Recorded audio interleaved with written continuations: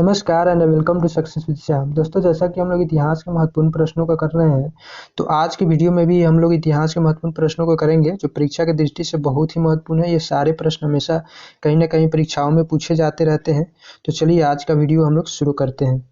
जैसे मंदिर निर्माण कला में विमान शैली का प्रचलन किसके काल में हुआ था? यह चोल वंश के शासन काल में विमान शैली का प्रचलन हुआ था। यह मंदिर निर्माण कला से संबंधित है। दशमलव प्रणाली का जन्म गुप्त काल में हुआ। नेक्स्ट है राष्ट्रीय पंचांग आधारित है, तो शक संवत पर राष्ट्रीय पंचांग आधारित है। चरक को आयुर्वेद का जनक कहा जाता है। उसके बाद है सिल्क मार्ग को किसने पर आरंभ कराया? तो कनिष्क ने सिल्क मार्ग को आरंभ कराया था। नेक्स्ट है कुषाण वंश का अंतिम शासक कौन था? तो कुषाण वंश का अंतिम शासक वासुदेव था। गुप्त वंश की जानकारी हमको वायु पुराण से प्राप्त होती है। नेक्स्ट है समुद्रगुप्त को भारत का नेपोलियन किसने कहा था? तो समुद्रगुप्त को भारत का नेपोलियन विंसेंट आर्थर स्मिथ ने कहा था। सिक्कों पर बीना बजाते हुए स्थित है समुद्रगुप्त। उसके बाद है भारत का बिस्मार्क किसे कहा जाता है? तो भारत का बिस्मार्क वल्लभ भाई पटेल को कहा जाता है। भारत का आइंस्टीन नागार्जुन को कहा जाता है। भारत का मिल्टन अश्वघोष को कहा जाता है। उसके बाद है ईरान का नेपोलियन किसे कहा जाता है? तो ईरान का नेपोलियन नादिर शाह को कहा जाता है। समुद्रगुप्त का दरबारी कवि हरिसेन था। नेक्स्ट है प्रसिद्ध चीनी बौद्ध यात्री किसके काल में भारत आया था? तो प्रसिद्ध चीनी यात्री जो था या बौद्ध यात्री था जो चंद्रगुप्त द्वितीय के काल में 5वीं सदी में भारत आया था।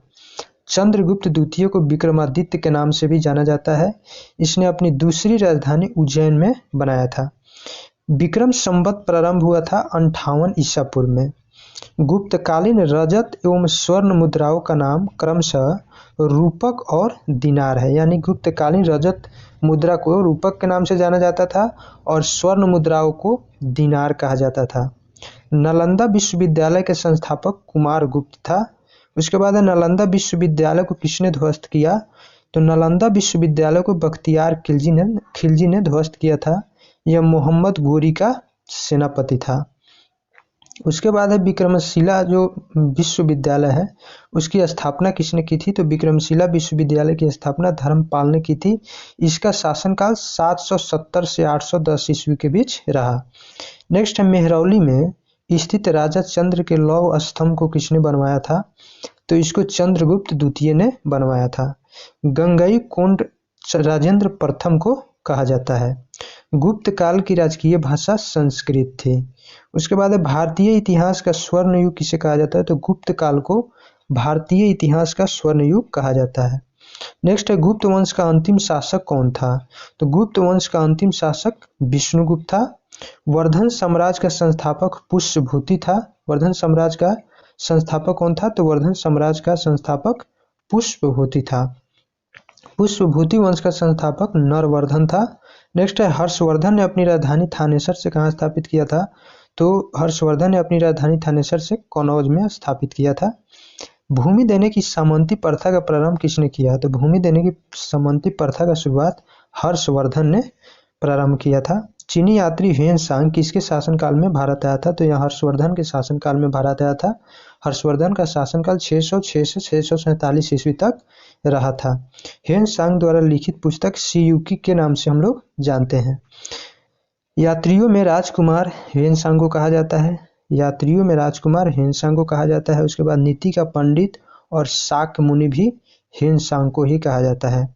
हर्षवर्धन का दरबारी कवि बाणभट्ट था। नेक्स्ट है पुलकेशिन द्वितीय ने हर्षवर्धन को 634 ईस्वी में पराजित किया था। किस नदी के तट पर? तो नर्मदा नदी के तट पर। नर्मदा नदी के तट पर पुलकेशिन द्वितीय ने हर्षवर्धन को पराजित किया था। हर्षवर्धन प्रत्येक 5 वर्ष बाद धार्मिक सम्मेलन करता था। कहाँ पे? प्रयाग में। उसके बाद हर्षवर्धन के भू राजस्व दर कितना था? तो 1/6 भाग था। उसके बाद है पल्लव वंश का संस्थापक कौन था? तो पल्लव वंश का संस्थापक सिंह विष्णु था। नेक्स्ट है पल्लवों की राजधानी कहाँ थी? तो इसकी राजधानी कांचीपुरम थी जो तमिलनाडु में है। नटराज की मूर्तियां चोल काल की बनी हुई है। राष्ट्रकूट वंश का संस्थापक दंती दुर्ग था। उसके बाद है राष्ट्रकूट वंश की राजधानी कहाँ थी? तो राष्ट्रकूट वंश की राजधानी मान्यखेत्र थी। चालुक्यों की राजधानी वातापी था।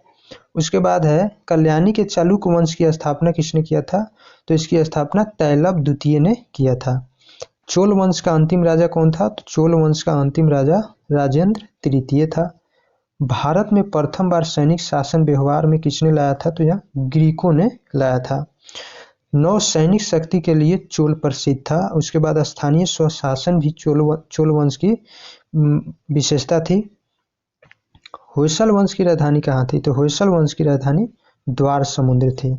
हुनों का आक्रमण स्कंदगुप्त के समय में भारत पर हुआ था। हुनों का प्रथम शासक तोरमान था।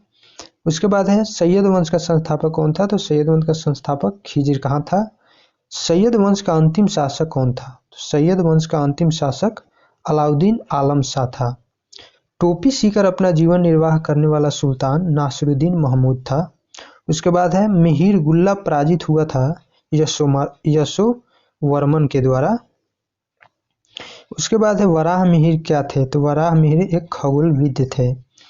संगम युग का महान शासक जो है करिकाल था। उसके बाद है संगम का तात्पर्य क्या होता है? तो संगम का मतलब होता है कवियों की गोष्ठी यानी कवियों का सम्मेलन। प्रथम एवं तृतीय संगम मदुरै में हुआ था। उसके बाद है द्वितीय संगम कहाँ हुआ था? तो द्वितीय संगम कपाटपुरम जिसे अलवय भी कहते हैं में हुआ था। प्रथम संगम के अध्यक्ष अगस्त ऋषि थे। जजिया कर का प्रचलन किया था किसने प्रारंभ किया? तो मोहम्मद बिन कासिम ने जजिया कर का प्रचलन शुरू किया था। अरबों ने भारत पर आक्रमण किया था मोहम्मद बिन कासिम के नेतृत्व में। उसके बाद है भारत पर आक्रमण करने वाला प्रथम मुस्लिम कौन था? तो भारत पर आक्रमण करने वाला प्रथम मुस्लिम मोहम्मद बिन कासिम था। इसने 712 ईस्वी में भारत पर आक्रमण किया था। महमूद गजनवी ने भारत पर हमला किया था 17 बार। इसने पहला आक्रमण 1001 ईस्वी में किया था। 1191 ईस्वी के तराइन के प्रथम युद्ध में पृथ्वीराज चौहान ने मोहम्मद गोरी को हराया था। उसके बाद 1192 ईस्वी के तराइन के युद्ध में मोहम्मद गोरी ने पृथ्वीराज चौहान को हराया था। उसके बाद है 1025 में सोमनाथ मंदिर को किसने लूटा था? तो महमूद गजनवी द्वारा सोमनाथ मंदिर को लूटा गया था 1025 ईस्वी में। मोहम्मद बिन तुगलक अपनी राजधानी दिल्ली से दौलताबाद स्थानांतरित किया था। तैमूर लंग ने भारत पर आक्रमण किया था 1398 ईस्वी में। इस समय दिल्ली का शासक कौन था? तो दिल्ली का शासक नासिरुद्दीन महमूद था। जौनपुर नगर का संस्थापक फिरोज शाह तुगलक था। हैदराबाद स्थित चार मीनार को कुली कुतुब शाह ने बनवाया था 1591 ईस्वी में। उसके बाद है कश्मीर का अकबर किसे कहा जाता है? तो कश्मीर का अकबर जैनुल आबदीन को कहा जाता है।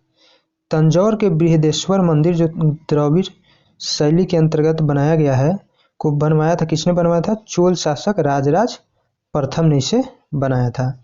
दोस्तों आज के लिए बस इतना ही। फिर मिलते हैं नेक्स्ट लेक्चर में नेक्स्ट वीडियो के साथ। तब तक के लिए जय हिंद।